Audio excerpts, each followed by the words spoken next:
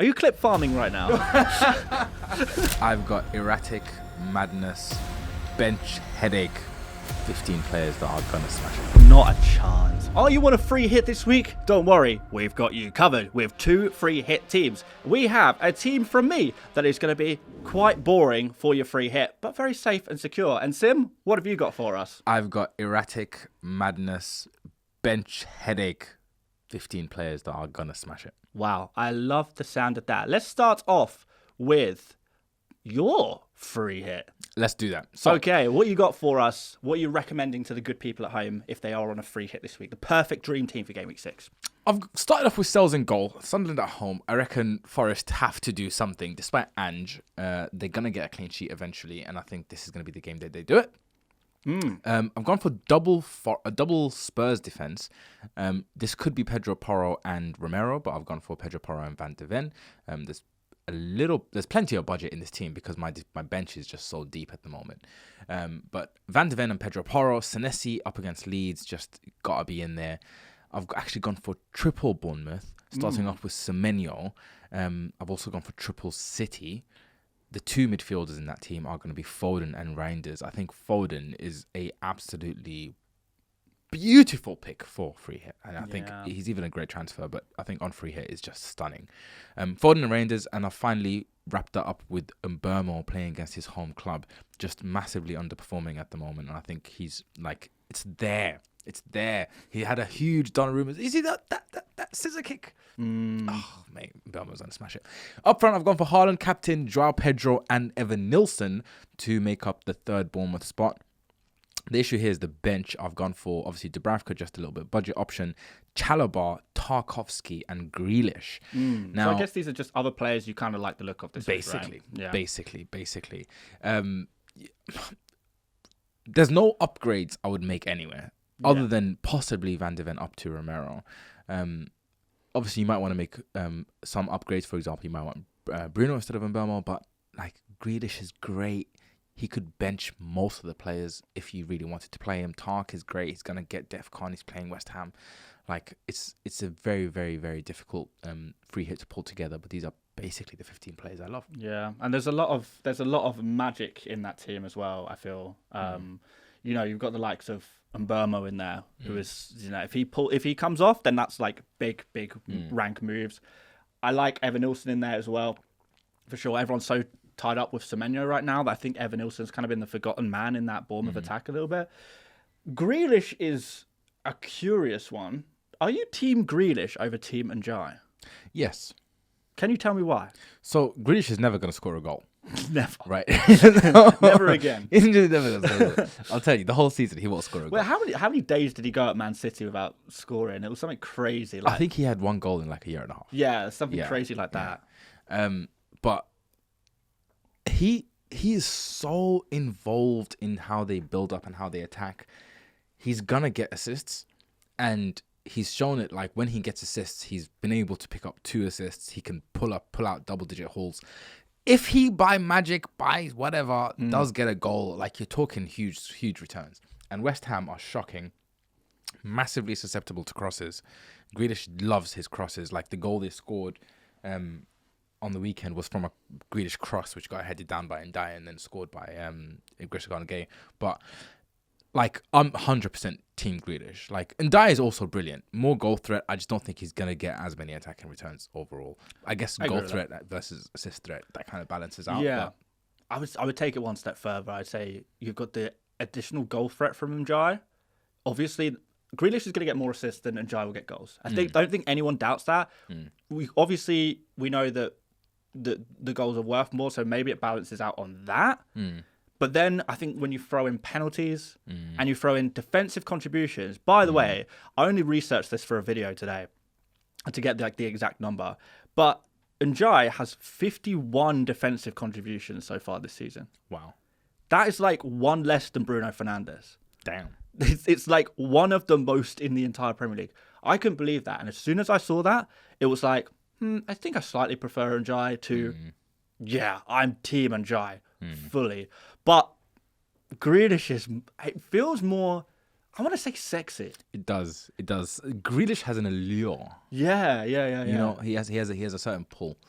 But should we take a look at your free hit? Yeah, man. Let's go through it. Fantasy finance is like fantasy football, but for financial markets. Build a virtual stock or crypto portfolio, lock it in, and compete in skill-based contests against other players or AI. Winners earn prizes from entry pools and platform rewards. No real money is traded or invested. This is a strategy game designed for competition and education. Join their Discord, link in the description to join their closed beta. As a more boring FPL manager perhaps, instead of triple Man City attack, I may have gone for Donnarumma in goal. Yes, indeed.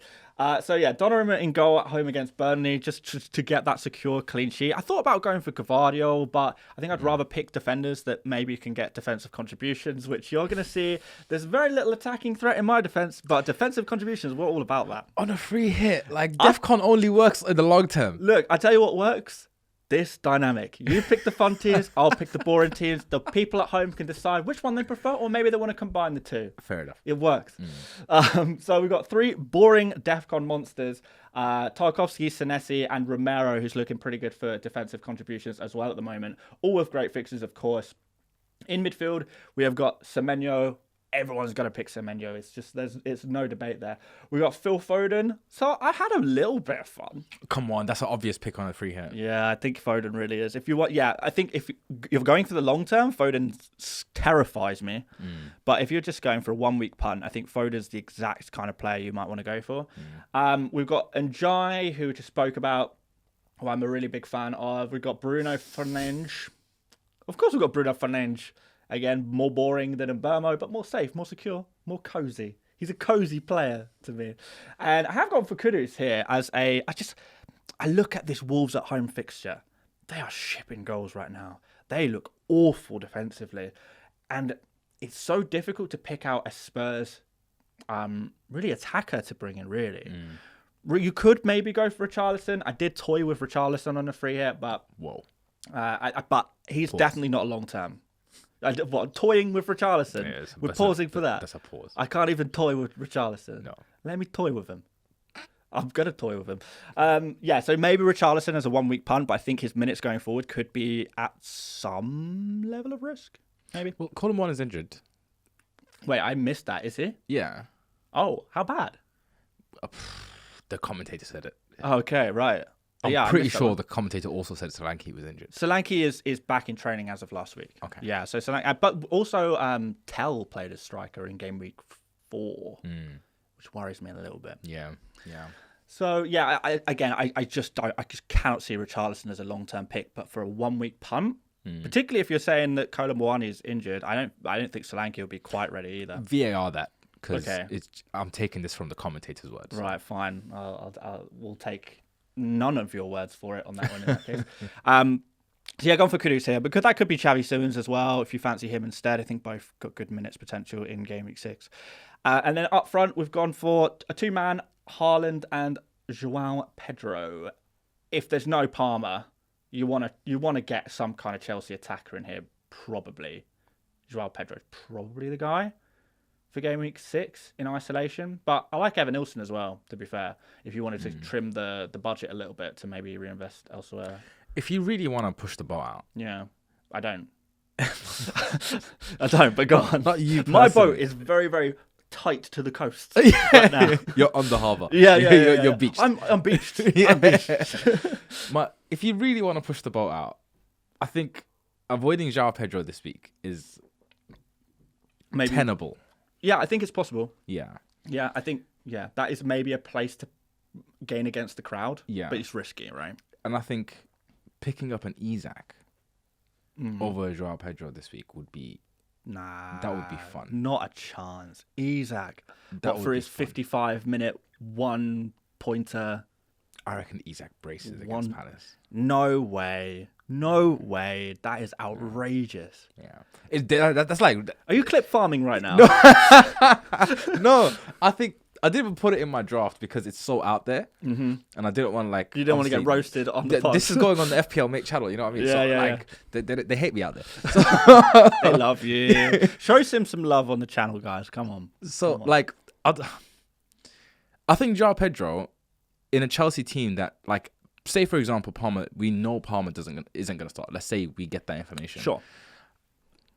I kind of don't love João Pedro. Like, I think obviously on a wild card it's brilliant, but on a one game week shootout, to go against the EO that big, I think that would be class. Yeah. Oh, look, I get it. It's you have to have a very big risk appetite. If it goes wrong, don't even mention me. Don't even have me. Don't talk to me. Don't say nothing. Do all of those things. Quickly on the bench, I got Dubravka, Chalobah as just like one bench cover player, I guess. Weirdly good attacking threat at the moment. Weirdly good. I don't know why. Decent for DEFCON as well. Not too bad. Surprisingly, he's picked up 1 or 2. Yeah. I think Tosin is slightly better, but Tosin was benched in game week 5. If Tosin wasn't benched in game week 5, he'd be pretty secure on my wild card, I think. But alas. So we've got Chalobah, Beto just for a cheap forward, and Alderete as a 4 million defender. I've gone pretty cheap on the bench, to be fair, because I think we spent a little bit more on goalkeeper, on Bruno, etc., etc. But yeah, I think if I was on a free hit, I would be doing something like this. And if I'm genuinely going for a free hit, I'd maybe tweak this 1 or 2 players just to bring a little bit more excitement in. But I think as like a kind of base, I like to start with a base team, and then you make 1 or 2 tweaks to push the boat out a little bit. Yeah. Where would you tweak? Where would I tweak? I think I would be willing to tweak Bruno. Foden, obviously, you could go for someone else slightly different there. If you wanted to go for Saka or Mbermo, double up with the Manchester United attack. You could do a few things in the Foden slot. I don't think I would tweak Ndiaye. I think I would tweak Romero potentially, but not Tarkowski and Senesi. So yeah, those are the kind of places I would go. But in terms of what players you would go for, what do you do? Do you just go for a random City attack? Do you go for like a Doku? Do you go for a Reinders? Doku would be fun. Doku's fun, right? Doku's fun. On a free hit, Doku's fun. Do you go for like an Oscar Bob or a Savinho? Probably not. Probably not. That's the boat is too far at that point. Even like, has he had a minute yet? Yeah. A few minutes game week 5. Come on. Savinho is maybe like the boat is pushed so far out. Yeah. It's like it's the other side of the Atlantic now. It's you're in the Bermuda Triangle. It's fully in the It's gone, man. Yeah. It's gone down a whirlpool, never to be seen again. Yeah. Some people like Doku, you know. Yeah. But yeah, not for me. So yeah, that's what I like as a free hit for game week 6. I think it's solid. I think your team is exciting and my team is solid. Fair enough, but you're boring. Okay, fair enough. Well, let us know, guys, which one you prefer out of the 2 teams, and we will count the votes, and whoever wins gets pride, I guess. Okay, if you want to be part of, pride, you do your thing. I support you. Yeah, thank you. That's very kind of you to say. I'm married to a woman. Who said anything about that? Okay, I know what you're saying. I know where you were going with that. If you enjoyed that clip, there's plenty more where that came from. Full podcast episodes can be found on the Stick to FPL YouTube channel or on all good podcast platforms such as Spotify or Apple Podcasts. Go check it out for much more FPL Mate and FPL Sim content with Stick to FPL.